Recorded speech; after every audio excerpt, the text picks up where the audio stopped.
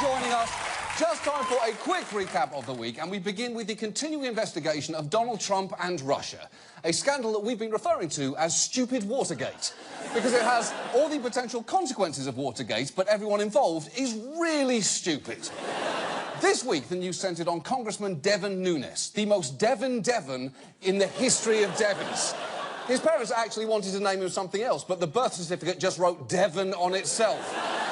You may remember last week, he made headlines with a seemingly huge claim. Congressman Devin Nunes dropped a bombshell today. He said President Trump's transition team and the president's personal communications may have been caught up in, quote, incidental surveillance. Now, that initially sounded like it could back up Trump's claims that President Obama wiretapped him, but it quickly unravelled. As Nunes conceded, the surveillance was routine, appeared to be completely legal, occurred after the election, and may not have even targeted Trump or his transition team, but rather foreign individuals discussing the transition. And yet, despite that, Trump claimed the evidence had left him feeling somewhat vindicated. Which is not really surprising. Trump feels vindicated by dubious sources all the time. We don't need to invest in clean energy. It says right here on the cup that America runs on Dunkin'. But there were many questions this week surrounding Nunes, a man who looks like the guy every 13-year-old wishes her mom would stop dating.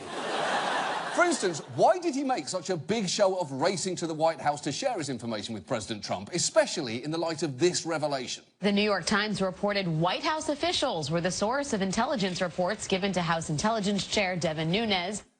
OK, so, to recap, Devin took what appears to be an unnecessary trip to tell what appears to be unimportant news to what may have been the source of the news itself. So what Nunes brought to light has turned out to be a bunch of smoke and mirrors, as convoluted as it is pointless. Truly, it is the now you see me of revelations. But wait, because Stupid Watergate found a way to get even stupider. Because the surveillance Nunes was studying concerned the Trump transition team, of which one member was, yeah, you guessed it, Devin fucking Nunes. Which seems like a pretty clear conflict of interest. So it was important for Republicans to make clear just how independent he is from the White House. But they couldn't even do that properly. You got to keep in mind who he works for. He works for the president. He answers to the president. Does he, or does he work for the constituents of his district? Well, you do both. No, you absolutely do not. You do one of them and explicitly not the other. That's literally the whole point of Congress.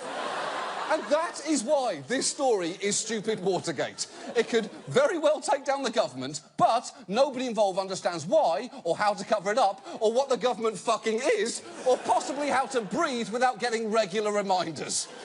So for now, let's move on to